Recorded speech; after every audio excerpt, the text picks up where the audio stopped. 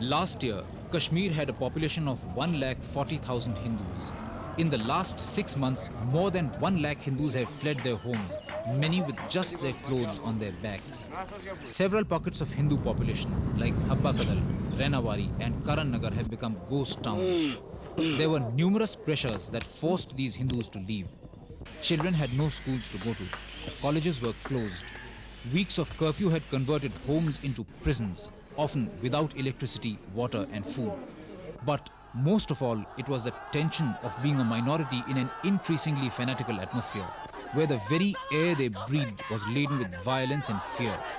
They have left secure jobs, sometimes of 20 years, established businesses running for generations, and even properties and orchards to a blank, uncertain future with marginal help from the government. Why, they ask, should we be refugees in our own country? हम डर गए उन लोगों से, फिर हमने सब सामान उठाकर यहाँ आए हैं.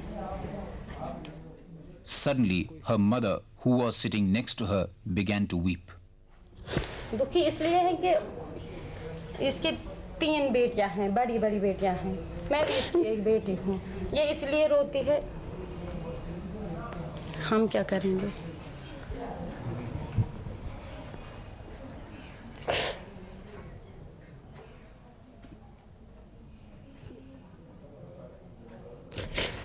Less than 3 years ago, these people led normal, average lives in Kashmir.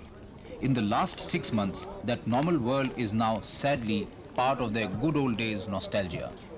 तुम्हें लगता है कि वापस जाओगी तुम कभी वहाँ पे? हाँ. मन करता है वापस जाने का? हाँ. क्या कहते हैं मम्मी पापा, क्या कहते हैं कि वापस जा पाओगी वहाँ पे? नहीं. क्या कहते हैं कभी नहीं जाएंगे वहाँ? ना. तो फिर क्या कहते हैं कहाँ रहेंगे? यही.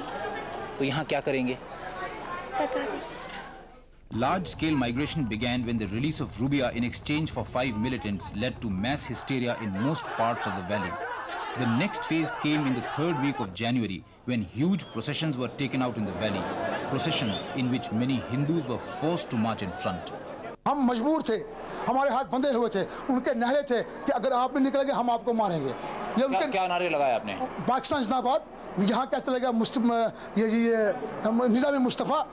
Hopelessly outnumbered, most of the 1,40,000 Hindus in the valley of a population of more than 30 lakh Muslims panicked and fled. More than 90,000 of them sought refuge in Jammu, Udhampur, Nagrota and Kathua. Another 6,000 moved to Delhi. More than 2,006 reached Amritsar and other parts of Punjab. Yet another couple of thousand scattered in various other directions. The government has so far made only marginal arrangements for their rations.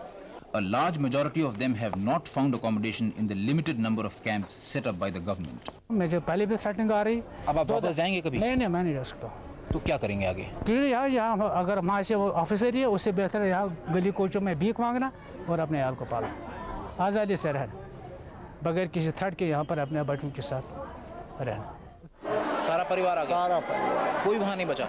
नहीं महाराज, नहीं, उधर कोई नहीं. क्यों चले आए आप लोग?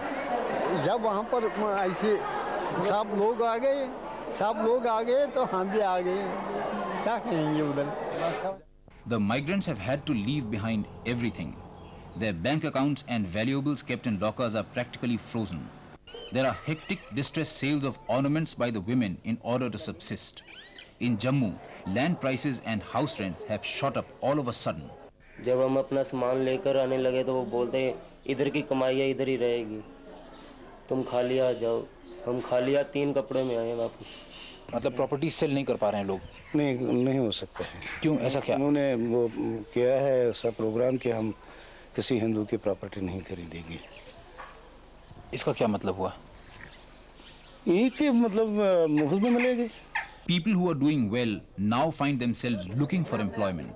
We met a school teacher from Shopian who has started learning how to sew in order to earn a living. अगर हमें कोई सिलाई का काम मिल जाए तो हम कर लेंगे, कोई कढ़ाई या सिलाई या टाइप शर्ट हैंड तो आता नहीं, टाइप तो आता है. तो मैं वो अगर किसी जगह हमें वो जॉब मिल जाए तो मैं कर लूँगी. तो अब पढ़ाई तो आपकी रुक गई होगी? हाँ. अब क्या होगा? अब पता नहीं आगे क्या करेंगे. अब क्या कहते हैं पिताजी? पिताजी तो कहते हैं अब ऐसे ही बैठना है. Kashmiris in the valley have now begun to feel the economic pinch. In contrast with the prolonged bunds witnessed earlier, There is now an urge to open shops even in the brief periods of relaxation of curfew. हम देखेंगे कश्मीर को हम छोड़ेंगे नहीं। क्यों छोड़ेंगे कश्मीर को? वो हमारा खून है, हमारी मातृभूमि है। क्यों छोड़ेंगे? जो वहाँ पर पाकिस्तान मांगे हम उसको उठा के पाकिस्तान में फेंक देंगे, मगर पाकिस्तान वहाँ पर बनने नहीं देंगे। The common crime of all the 1 lakh Hindu migrants from the Kashmir Valley is that they are Indians, that they are not part of the revolt by a large mass of the Muslim population of Kashmir who are crying for secession. वहाँ के ऐसे से है कि जो भी भारत का नाम ले लेगा उसके लिए वहाँ गोली है। हिंदू को बुरी नज़र से ज़्यादा देख रहे हैं, सिख को भी देखते हैं मगर कम। वहाँ पे डिसाइड कि जिस घर में हिंदुओं को जो भी टेनेंट्स रखेगा वहाँ पे बॉम्ब ब्लास्ट हो जाएगा। तो क्या नाम डिसाइड कि when my parents went decide कि आप क्या यहाँ करने आ गए हो, खुद भी मरोगे हमें भी मरवाओगे। हिंदू जो भी है वो हिंदुस्तानी है, वो कैसे बर्दाश्त करेगा कि भाई पाकिस्तान है या आज़ादी है।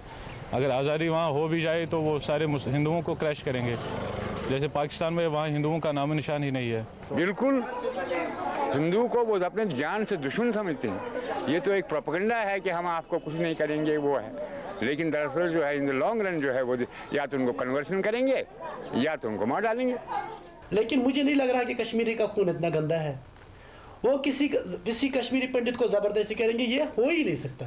Ironically, the Hindus did not want to leave but left. The nation did not want the exodus to happen but couldn't prevent it.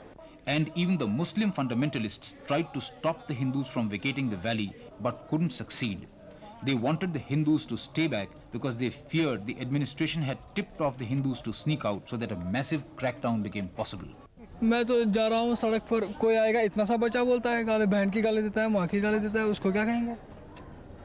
कहने के लिए उसको कोई यहाँ से रिटर्न तो आंसर नहीं दे सकते। Although there was widespread demoralization of the Hindu migrants, there were sparks of aggressive feelings too. हमसे कोई टक्कर लेगा तो हम उसको छोड़ेंगे नहीं, उससे ऐसा बदला लेंगे। क्या करेंगे? बदला लेंगे क्या? उससे बदला लेंगे जैसे आज उन्हें हमको किया है, हम उनको परसों हिंदुस्तान से ही भगा देंगे। उन्होंने हमें सिर्फ कश्मीर से भगाया, हम उन्हें सारे पूरे जहां से खत्म कर देंगे। It is true that Kashmiri Pandit girls have been special targets of verbal harassment in the valley, although stories of their frequent molestation are highly exaggerated. मुसलमानों का हिंदू लड़कियों की तरफ कैसा सलूक था? अच्छे सलूक। कोई बुरा सलूक नहीं किया? नहीं। कोई बात उन्होंने कही हो जो बुरी लगी हो? नहीं।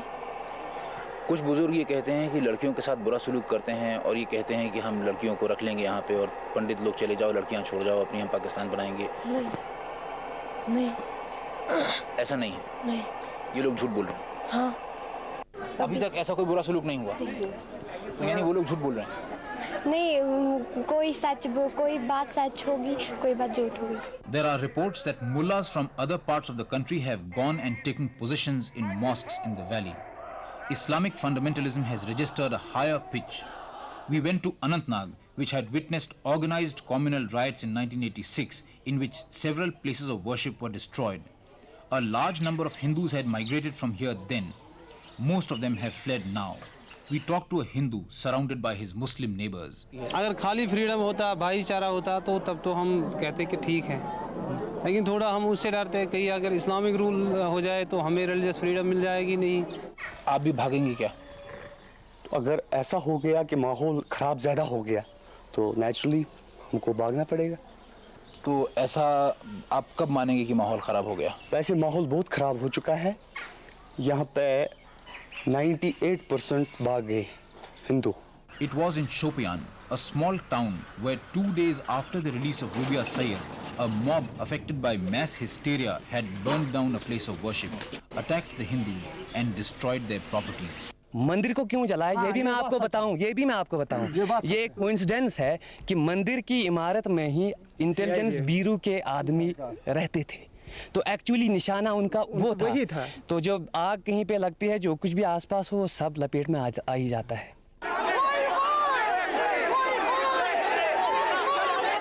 This time in Shopian, the news track team was surrounded twice by this mob, militant and ready to kill. Their suspicion was that we were members of the Shiv Sena and had gone there to spy. Only after a half-an-hour detention, interrogation and a thorough search were we allowed to proceed. We met a Kashmiri Pandit, one of the very few who had stayed back. Why did he not flee? ऐसा क्यों है?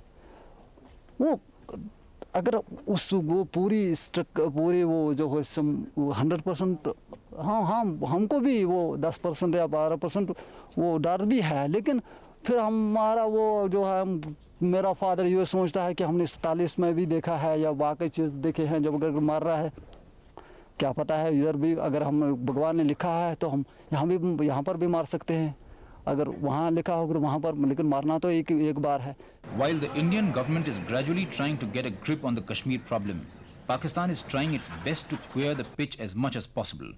Addressing a massive public meeting in Muzaffarabad recently, Bhutto boasted of the passionate reception she was accorded by Kashmiris in Pakistan-occupied Kashmir. Hindustan का वज़ीर-ए-आज़म अगर मकबूजा कश्मीर जाए तो वहाँ के अवाम उनके लिए बाहर निकलेंगे? बिल्कुल नहीं, सवाल पैदा नहीं हो सकता है कि उनके लिए निकलेंगे. मैं चैलेंज देती हूँ कि अगर वो समझते हैं कि अवाम प्लेबसाइट नहीं चाहते तो फिर जा करके देख ले, वो जगमोहन का जगमोह हदहद हो जाएगा.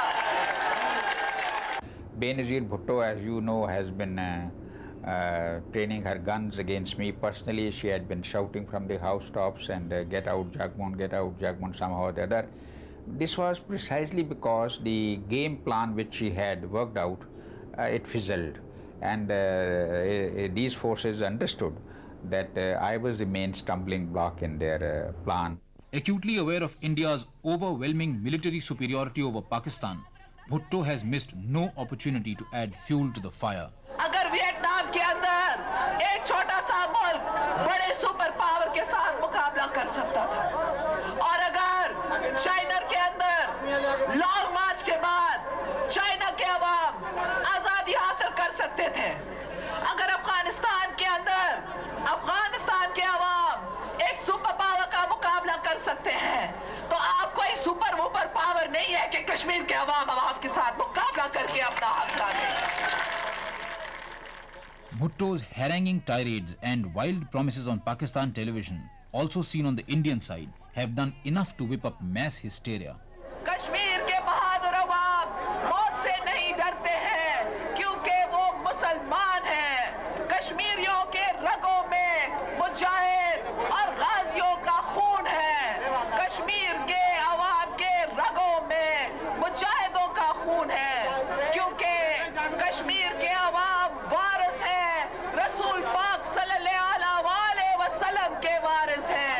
वो वारिस हैं तो हजरत अली और हजरत उमर के वारिस हैं, और कश्मीर के बहादुर खवातीन वारिस हैं तो बीबी खदीजा, बीबी आयशा और बीबी फातिमा के वारिस हैं.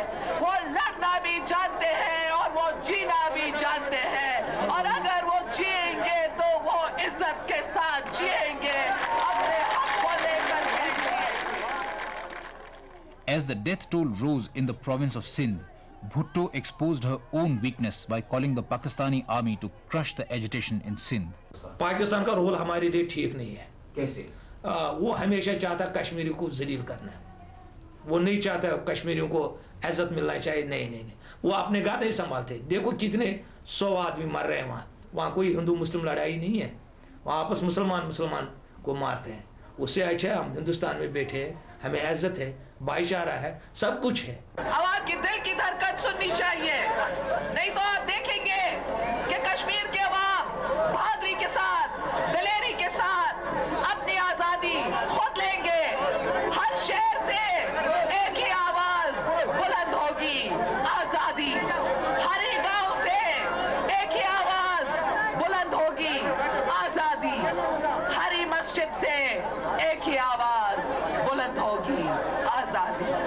हर स्कूल से एक ही आवाज बुलंद होगी, आजादी. बच्चा बच्चा कहेगा आजादी, आजादी, आजादी. What is at stake in Kashmir now is not just the fate of 30 lakh people of the valley, but the future of secularism in India.